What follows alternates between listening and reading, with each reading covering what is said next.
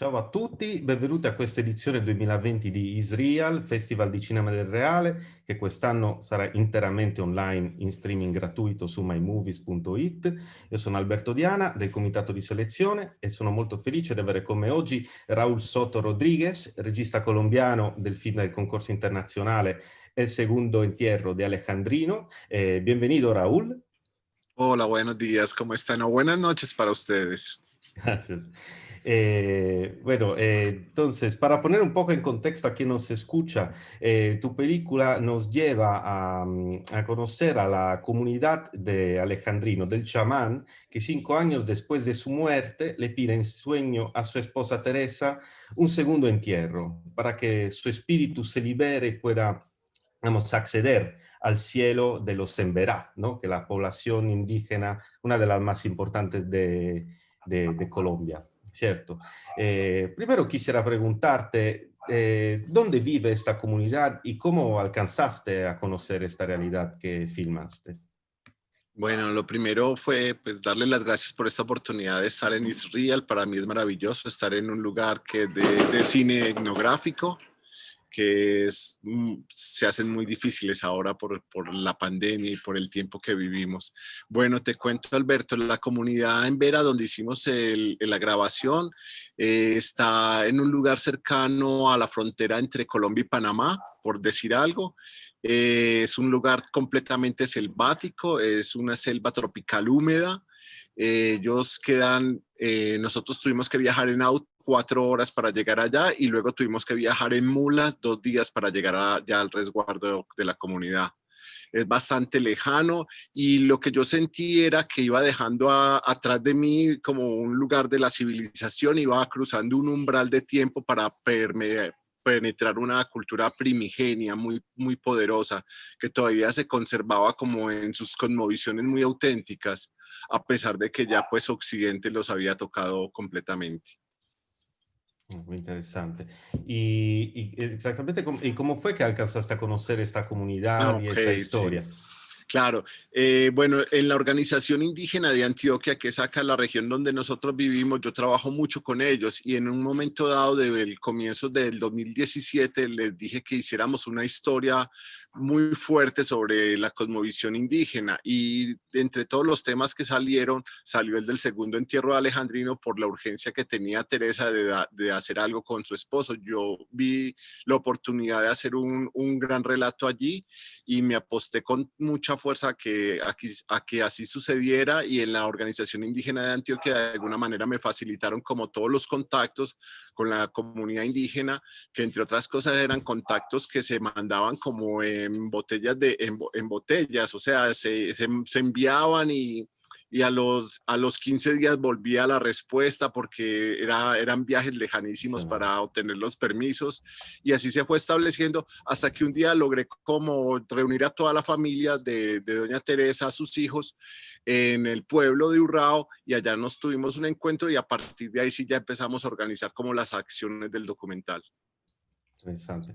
Entonces, que Urrao es es la ciudad donde al final se hace Exacto. el segundo entierro, ok.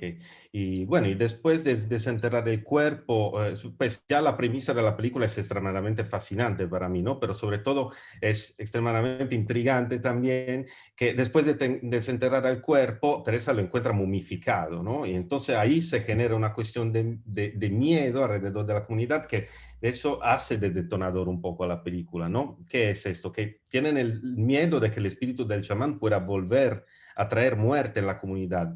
¿Es así? Total, sí, así es, Alberto. En los Embera en Colombia no creen en segundos entierros, o sea, algunas otras comunidades como los Guayú practican segundos entierros, pero los Emberas no tienen esa forma de segundos entierros. Para ellos es problemático que haya que un ser vuelva a la vida de alguna manera y que de alguna manera se esté comunicando con Teresa a través de sueños. Para los emberas el tema de los sueños y la realidad va muy, muy intrínseco, va Mm. muy ligado a su destino y para ellos eran unos anuncios muy peligrosos. Todavía más cuando Teresa, después de convencer a su hijo Armando y a su vecino Jaime, los emborrachó y los convenció de ir a desenterrar el cuerpo, Cuando ellos se emborrachan para perder el miedo, sobre todo para eso lo hacen, perdieron el miedo, fueron, desenterraron el cuerpo y lo encontraron intacto, o sea, lo encontraron momificado.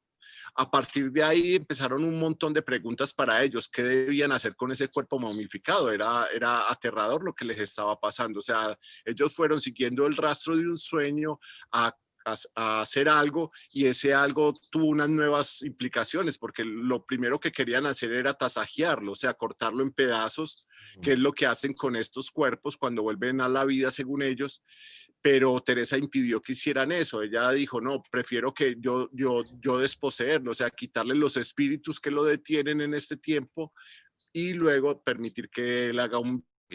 Él lo que le pedía a Teresa era un segundo entierro en otro lugar indígena, pero cuando consultamos todos los territorios indígenas en Vera Yávida, ninguno quería recibir a Alejandrino. Entonces, finalmente Teresa decidió con la familia enterrarlo en el pueblo, en donde los blancos, donde los occidentales, y así fue.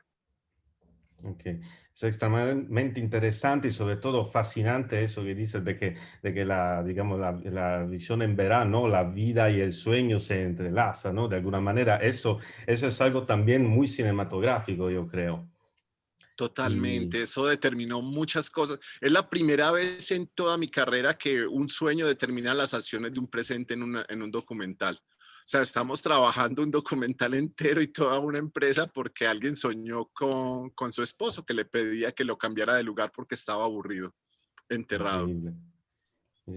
Es una gran historia. Y me genera grande fascinación la figura de Alejandrino, aunque obviamente no está presente en la película, pero eh, la figura del chamán en particular, ¿no? Porque según las palabras de uno de los hombres que le rinde homenaje en el desentierro, dice, es el hombre que podía hablar a la tierra, al agua, a las plantas, al sol y a la luna, ¿no? Pero también fue un dirigente, ¿no? De la reserva donde vivía, ¿no? O sea, que era una figura pública. Total, Alejandrino es un ser muy importante, todavía es un ser muy importante dentro de la comunidad. Hay muchas canciones, las canciones que suenan en el documental son canciones que le componían a Alejandrino. O sea, son cosas que lo tratan de como inmortalizar o por lo menos hacer más permanente su legado. Y muchas cosas pasaban con Alejandrino en ese orden de ideas. Él era un líder muy importante y eso todavía asustó mucho más a la comunidad porque él murió muy solo y muy triste. Entonces muchos pensaban que Alejandrino iba a volver a vengarse porque no tuvo los honores Mm. en su primer entierro. Precisamente de eso se trata un poco el documental, de generar los honores que no tuvo en su primer entierro, generarlos en el segundo, despedirlo con chicha, tambor y música como ellos hacen y danza, chicha, tambor y danza, que es lo que ellos quieren hacer, y a partir de ahí como recomponer un tiempo que había quedado trastocado porque no hicieron las cosas bien. Entonces hay un montón de penitencias que se van cumpliendo ahí a lo largo de la historia que son más fáciles de entender, pues obviamente para los indígenas, pero que yo trato como de hilar finamente para que nosotros también podamos como asistir a eso, así tengamos pues grandes preguntas pues, finalmente porque es otra cultura aparte, ¿no? Mm. Sí, sí, exactamente, pero yo creo que también una, pues lo poderoso de la película también es esa manera de estar ahí, ¿no? De contarlo y de hacerlo vivir, ¿no? Sin, digamos que no hay ninguna ambigüedad en esa distancia, o sea, yo creo que hay una transparencia también, y eso es muy interesante, creo que le da mucho mérito a la película también. Quisiera hablar también de Teresa, de la mujer de Alejandrino, ¿no? Porque es un personaje extremadamente interesante. Yo la veo como una figura estoica, ¿no? De alguna manera, que pero se nota que vive y sufre la partida de su esposo y al mismo tiempo se esmera para buscar la paz de su espíritu y apaciguar, como manera también de apaciguar su propio duelo, ¿no?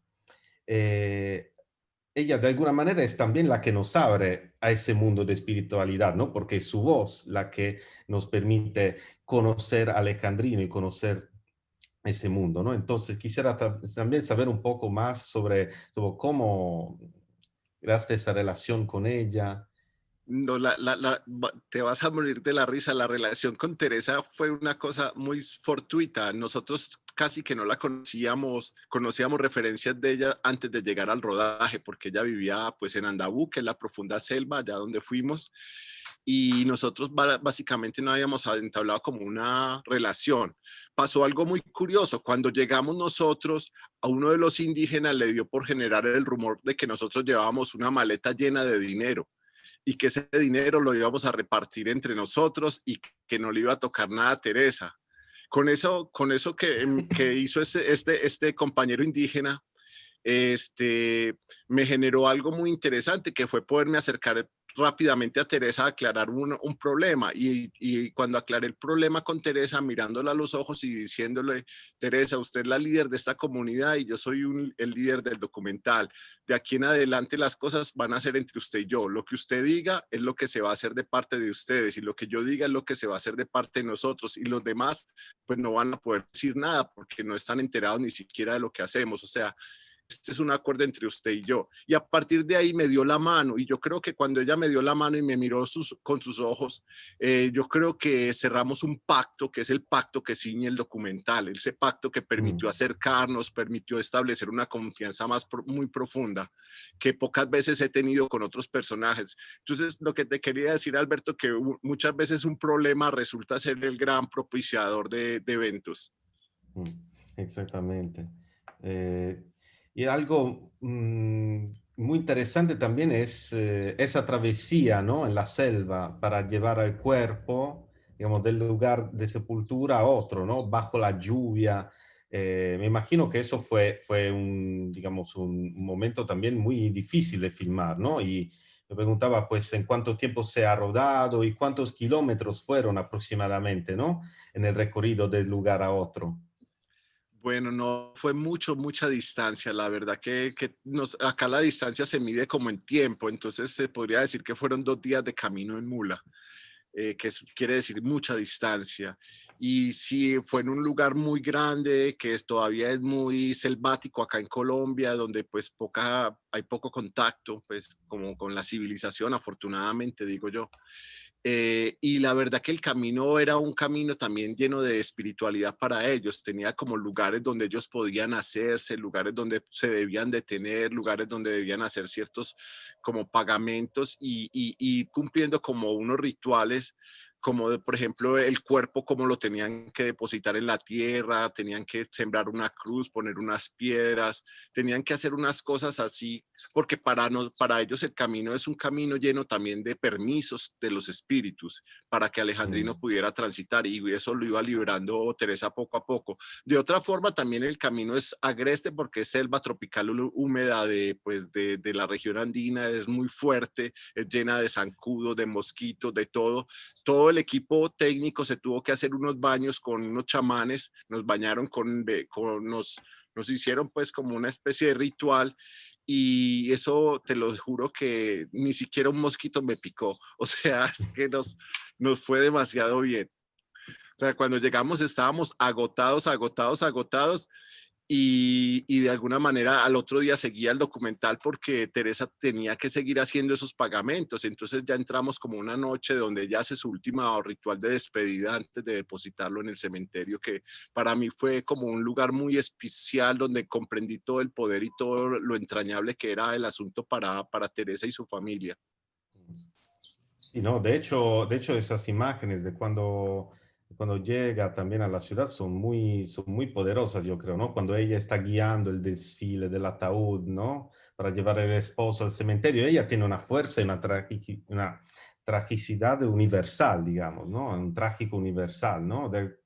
Me encantó también su despedida, ¿no? Cuando está frente cuando está ahí en el cementerio. Ahora me voy, te dejo aquí, pero vuelve a nuestra tierra.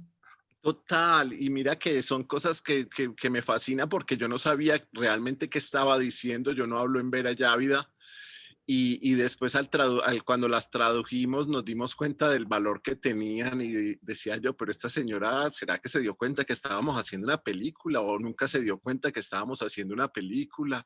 ¿Qué pasaría por ella? Lo que sí te quiero decir es que ella tenía una personalidad y una misión que estaba por encima de la película, o sea, nosotros poníamos la cámara casi que al frente de ella a una distancia de 50 centímetros con un lente de 50 milímetros, pues que queríamos como emular un poco la mirada humana. Mm. Y ella no le prestaba atención nunca a esto. Me pareció esto fascinante. Ella estaba como en otro tiempo y con otros asuntos que resolver y nosotros éramos como un mosquito más ahí en el panorama y no nos prestaba atención, lo cual nos permitía como establecernos muy bien. Qué bueno. Y ya que lo mencionaste, pues también me parece muy poderoso también el acercamiento fotográfico, ¿no? O sea, digamos, yo creo que tiene mucho valor también eso en la película, digamos que tiene, aparte de la gran calidad también, pero los momentos, por ejemplo, aparte de los momentos, digamos, de la travesía en la selva, pero también los momentos de la fiesta, etcétera, parece verdaderamente de estar participando tú mismo adentro de esta, verdaderamente una sensación de inmersión, ¿no? En esta realidad, la que también otorga esta película a nivel fotográfico. Y así fue, pues tuvimos como la oportunidad de ser cercanos. También tengo que decir y reconocer que para mí fue muy importante todo el tiempo el aporte de la comunidad. Básicamente la comunidad me decía qué hacer. O sea, Raúl, van a hacer esto, por favor graba lo que es muy importante. Entonces el guión del documental se va volviendo el guión de los intereses de la comunidad un poco y Mm. esto nos permite estar con mucha autenticidad y muy cercanos, muy inmersivo, como tú dices, a una situación de vida. O sea, nosotros fuimos parte de lo que ellos hicieron y parte de la solución también que ellos necesitaron en algún momento. Fue algo como de mutuo acuerdo, de mutua colaboración, donde pues nos respetamos mucho y eso facilitó muchas cosas, la verdad. Qué bueno.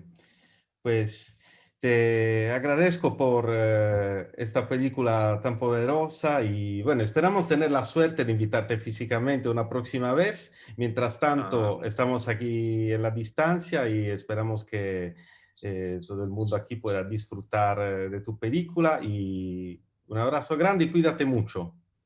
muchas gracias, Alberto, y muchas gracias al Festival Israel por esta invitación que nos hacen. De verdad que nos atañe mucho, nos es muy profundamente significativa porque es un festival etnográfico y les digo que la película fue un poco pensada también como para estos públicos y para llegar como a estos corazones. O sea que estamos muy contentos de estar allí. Muchas gracias. Gracias a tutti. Muchas gracias. Tuti, gracias.